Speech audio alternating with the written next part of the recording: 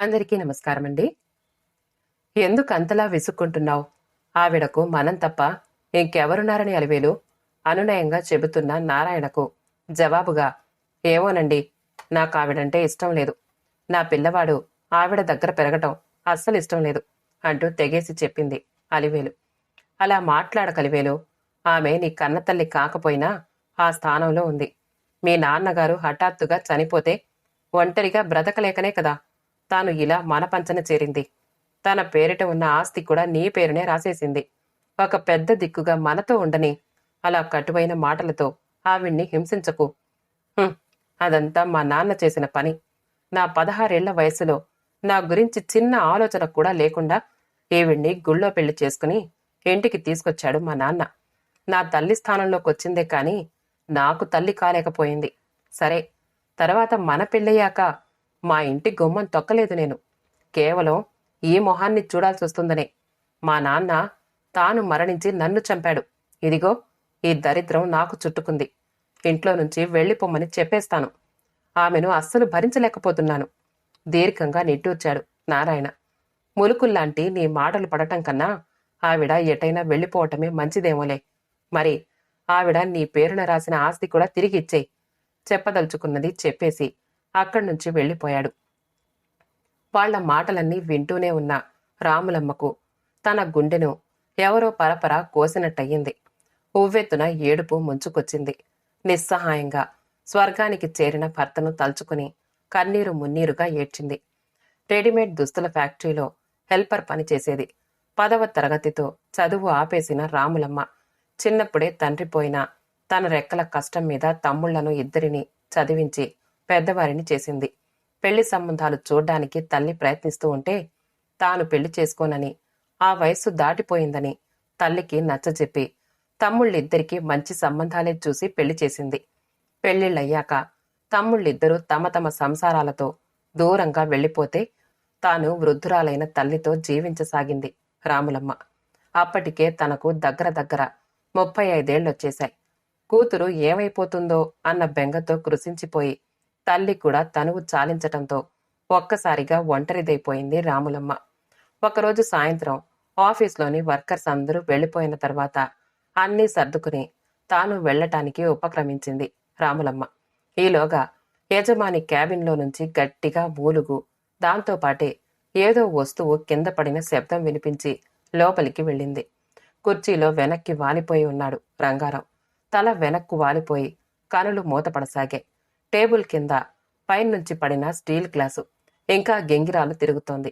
అతన్ని అలాంటి స్థితిలో చూసిన రాములమ్మకి క్షణంపాటు ఏం చెయ్యాలో తోచలేదు. వెంటనే అక్కడ పుస్తకంలో ఉన్న ఫ్యాక్టరీ క్లినిక్ డాక్టర్ గారి నంబర్కు త్వరగా ల్యాండ్లైన్లో నుంచి ఫోన్ చేసింది. విషయం విన్న వెంటనే ఆయన అలర్ట్ అయ్యి రంగారావు కారు డ్రైవర్తో సహా వచ్చేశాడు. వెంటనే రంగారావుని ఆస్పత్రికి తరలించటం, అతనికి సత్వరంగా చికిత్స దొరకటం, ప్రాణాపాయం తప్పటం జరిగింది. ఆ విషయం తెలిసిన తర్వాత తేలిగ్గా నిట్టూర్చింది రాములమ్మ. ఆ తర్వాత హాస్పిటల్ నుంచి డిశ్చార్జ్ అయినా ఇంచుమించు 10-15 రోజుల పాటు ఆయన ఆఫీస్కి రాలేదు. కొన్ని పత్రాల మీద సంతకం పెట్టించవలసి రావటంతో రాములమ్మ తానే ఆయన ఇంటికి వెళ్ళింది.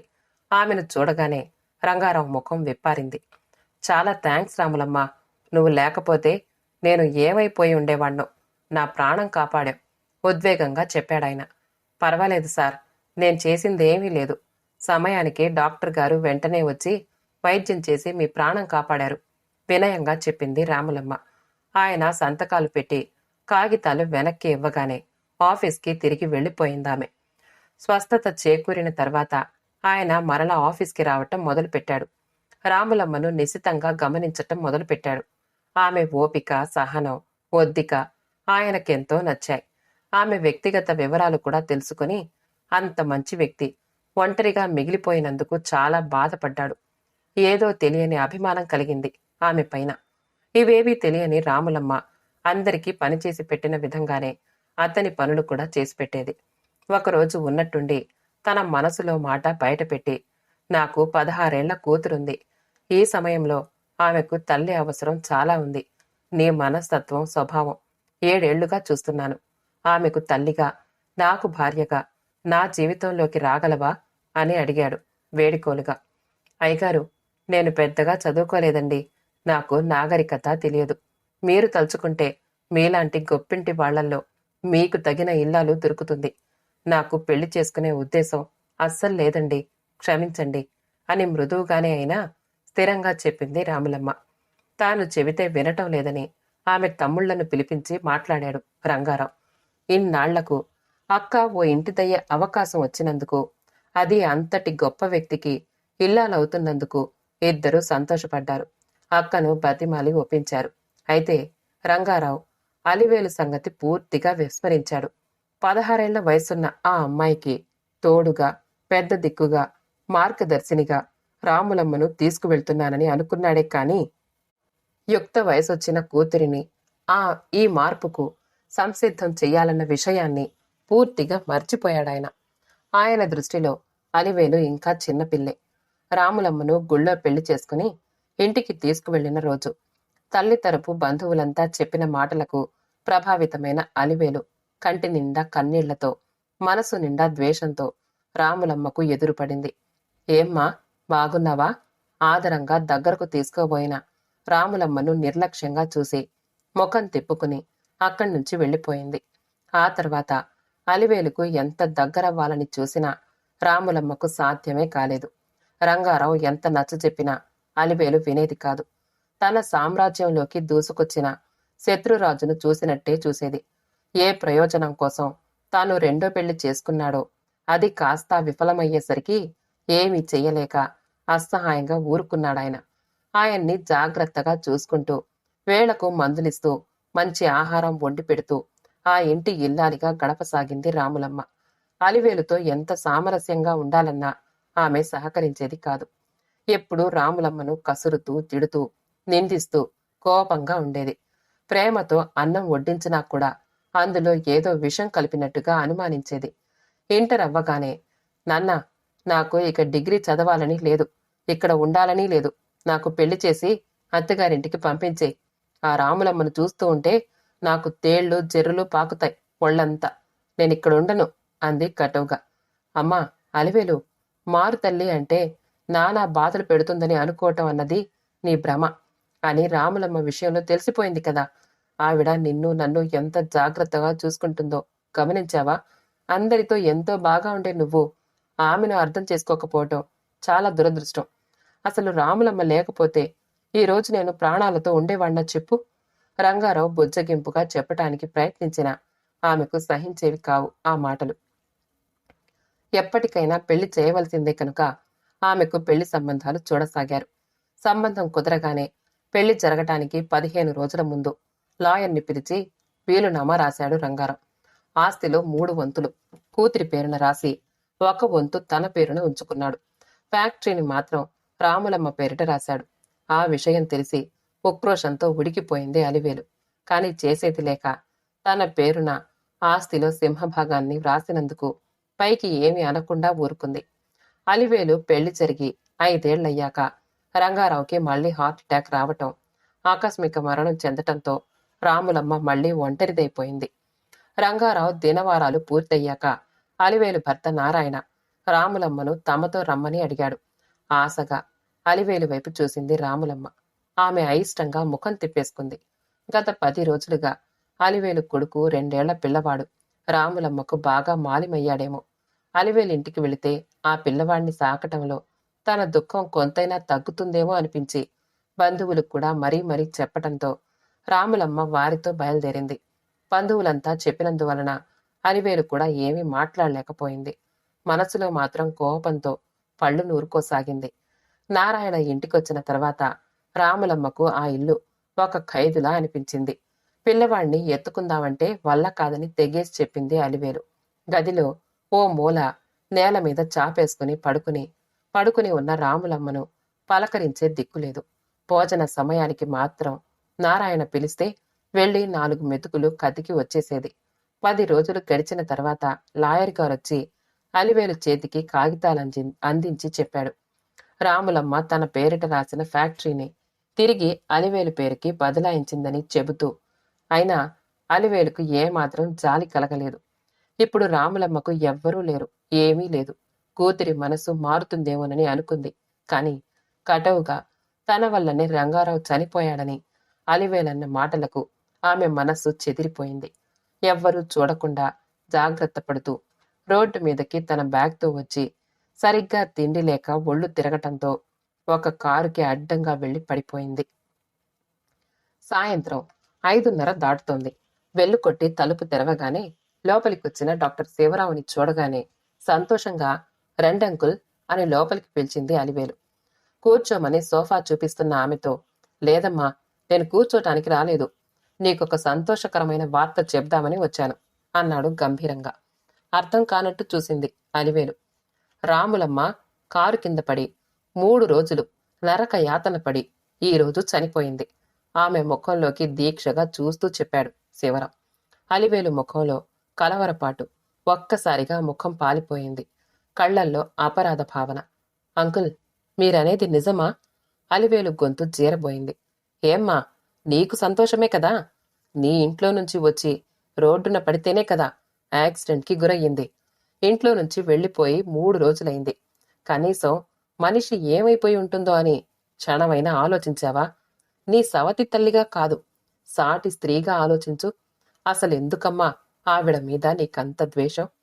చిన్నతనంలోనే చదువు మానేసి కొలువులో చేరి తన కుటుంబాన్ని ఓ దరికి చేర్చింది.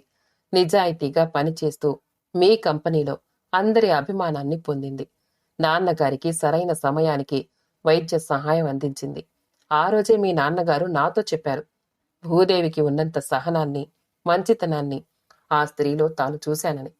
ఆ తర్వాత కొద్ది కాలానికి ఆమెను వివాహం చేసుకునే ముందు కూడా నాతో చెప్పారు, నీకు తల్లి లేని లోటు ఆమె ప్రేమ ద్వారా తీరుతుందని.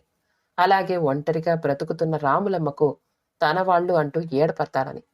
లేకపోతే 50 దాటిన ఆయనకి 40 కూడా లేని రాములమ్మకి పెళ్ళేమిటి చెప్పు? ఇద్దరి మధ్య ఒక స్నేహం ఉంది, కాని శారీరక బంధం కూడా లేదమ్మా. ఆవిడ నిన్నే తన కూతురని భావించి అలాగే ప్రేమించింది. కాని నువ్వు ఆమె ప్రేమను అంగీకరించలేకపోగా నిరంతరము ద్వేషించావు. ఆఖరికి తనకున్న తోడును కూడా పోగొట్టుకుని నీ దగ్గరకొస్తే నీ మాటలతో చేతలతో హింసించి ఇంటి నుంచి వెళ్ళిపోయేలా చేశావు. తనకెంతో ప్రీతిపాత్రమైన ఫ్యాక్టరీని కూడా నీకే ఇచ్చేసింది కదమ్మా. మీతో పాటే ఉంటూ నీ పిల్లల పెంపకంలో సాంత్వన పొందాలి అనుకుంది. చివరికి తన ప్రాణాలే పోగొట్టుకుంది. కళ్ళజోడు తీసి కళ్ళు తుడుచుకున్నాడాయన. Sorry uncle, I'm very sorry. 2 చేతులతో ముఖం కప్పుకుని బావురు మంది అలివేలు. చిన్నప్పటినుంచి అమ్మలేని లోటును బాగా ఎదుర్కొనేదాన్ని.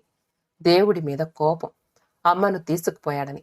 నాన్నకి మొదటిసారి హార్ట్ అటాక్ వచ్చినప్పుడు రాములమ్మే మిమ్మల్ని ఫోన్ చేసి పిలిపించటం, దాని ద్వారా ఆయనకి సమయానికి వైద్య సహాయం అంది ఆయన మాకు దక్కటం చాలా రిలీఫ్గా అనిపించింది. ఆమెను కలిసి కృతజ్ఞతలు చెప్పాలి అనుకున్నాను. కానీ ఆఫ్టర్ ఆల్ ఒక చిన్న ఉద్యోగిని నేను వెళ్ళి పలకరించటం ఏమిటి అనే అహం నన్ను ఆపేసింది. ఆ తర్వాత మా నాన్న ఆమెకు దగ్గరయ్యారు. నాతో కనీసం మాట మాత్రమైనా చెప్పకుండా పెళ్లి చేసుకుని ఇంటికి తీసుకొచ్చారు. మా మావయ్య వాళ్ళు చెప్పారు, కేవలం ఆస్తి కోసం వలేసి ఆయన్ని వలవేసి పట్టి పెళ్లి చేసుకుందని. రాములమ్మ చాలా మాయల మారి అని. ఆ వయస్సులో ఆ మాటలు నాకు నిజమేననిపించాయి. ఆవిడ ఎంత ప్రేమగా నాకు దగ్గరవ్వాలన్నా నేను దూరంగా జరిగిపోయేదాన్ని. నాన్నగారిని నా నుంచి లాగేసుకుందన్న ఉక్రోషంతో. పెళ్లి చేసుకుంటే వీళ్లకి దూరంగా వెళ్ళిపోవచ్చని అనుకున్నాను. నిజానికి రాములమ్మ ఏనాడు నాకు సవతి తల్లిలా ప్రవర్తించలేదు. ఆమె ప్రేమలో అబద్ధం లేదు. కాని ద్వేషం నిండిన నా కళ్లకు ఆమె మనిషిలా ఎప్పుడూ కనిపించలేదు. మా నాన్నతో కలిసి నా భర్త కాళ్లు కడిగి కన్యాదానం చేసిన దేవత. కాని నేను మూర్ఖురాలిని. ఆమెను ఎప్పుడూ అర్థం చేసుకోలేదు. నిజమే, నాన్న నాకు నాన్నైతే ఆమెకు భర్తే కదా. ఆయన్ని పోగొట్టుకుని పుట్టెడు దుఃఖంలో ఉన్న ఆమెను నేను కనీసం మంచి మాటలతో కూడా ఆదరించలేదు. నేను నాన్నను పోగొట్టుకున్నాను అన్న బాధే నాకు కొండంతగా కనిపించింది. ఈ రాక్షసి వలన ఆయన నాకు మానసికంగా దూరమయ్యారన్న ఉక్రోషం నా మనసుకు మాయతెరలు కప్పేసింది. అసలు ఆమె వలనే ఆయన ఆయుర్దాయం పొడిగింపబడిందన్న జ్ఞానం నాకు కలగలేదు. ఈ నిజాన్ని నా భర్త ఎన్నిసార్లు చెప్పినా నా మనసు పరమ మూర్ఖంగా దాన్ని నేను త్రోసిపుచ్చుతూ వచ్చానంకుల్. మొన్న ఆవిడ ఇంటి నుంచి వెళ్ళిపోయాక ఆ సాయంత్రం నుంచే అన్ని చోట్ల వెదికించారాయన. వాళ్ల తమ్ముళ్ళకు కూడా కబురు చేశారు. కన్నతల్లి ప్రేమకై అల్లాడిపోయిన నేను ఒక తల్లిగా మారి నా కోసం రాములమ్మ వస్తే ఎందుకు నిరాదరించాను? చేతులా పోగొట్టుకున్నాను. అమ్మను ఎప్పటికీ నేను పొందలేను. తప్పు చేశాను అంకుల్, చాలా తప్పు చేశాను. ప్రేమించటమే తప్ప ఎవ్వరినీ తప్పు కూడా పట్టని అమ్మను జార విడుచుకున్నాను. ఏదైనా కాని దూరమైతేనే కాని విలువ తెలియదులేండి. అమ్మను గౌరవించని నీకెందుకే అమ్మ అని కోపించి దేవుడు నా తల్లిని లాగేసుకున్నాడు. రోధించసాగింది అలివేలు. మళ్లీ ఆ ప్రేమను పొందే అవకాశం వస్తే ఏం చేస్తావు అలివేలు? అడిగాడు ఆమె భర్త నారాయణ. పోగొట్టుకోనండి. అమ్మ ఒడిలో సేద తీరతాను. ఆమె బాధను మరిపిస్తాను. కాని ఏది ఆ అవకాశం? ఉంది. రాములమ్మ చనిపోలేదు అన్నాడు శివరాం. నిజంగా? సంభ్రమంగా అంది అలివేలు. అవునలివేలు, అత్తయ్య బయట కారులో ఉంది. తీసుకొద్దాం పద. ఆమె చేపట్టి లేవదీశాడు నారాయణ. ఒక్క ఉదుటున లేచి గేటు దగ్గరకు పరుగు తీసింది అలివేలు. అప్పటికే కారులో నుంచి దిగిన యువకుడికి 2 చేతులు జోడించి నమస్కారం చేస్తున్నాడు నారాయణ. ఆ యువకుడే తన కారు కింద రాములమ్మ పడిపోతే ఆమెకు వైద్యం చేయించిన మనోహర్. కారు డోర్ తీసి రాములమ్మ చేయి పట్టి మెల్లిగా దింపాడు శివరాం. నీరసంగా నిలబడిన రాములమ్మను తన చేతుల్లోకి తీసుకుని కన్నీటితో గుండెకు హత్తుకుంది అలివేలు. మనసుకు ఎంతో సాంత్వన కలుగుతూ ఉండగా ఆమె ఎదపై తలవాల్చింది రాములమ్మ. ఆ ఇద్దరి కన్నుల్లో కన్నీటి నదులు, అయితే అవి ఆనంద భాష్పాలు. కథ సమాప్తమండి. కథ నచ్చితే లైక్ చేయండి, షేర్ చేయండి. మా ఛానల్ని సబ్స్క్రైబ్ చేసుకోండి. ఆల్ అనే బెల్ బటన్ని నొక్కండి. మా కథల్ని ఏ ప్రాంతాల నుంచి వింటున్నారో కామెంట్ ద్వారా తెలియచేయండి. మళ్ళీ కలుద్దాం ఇంకో మంచి కథతో.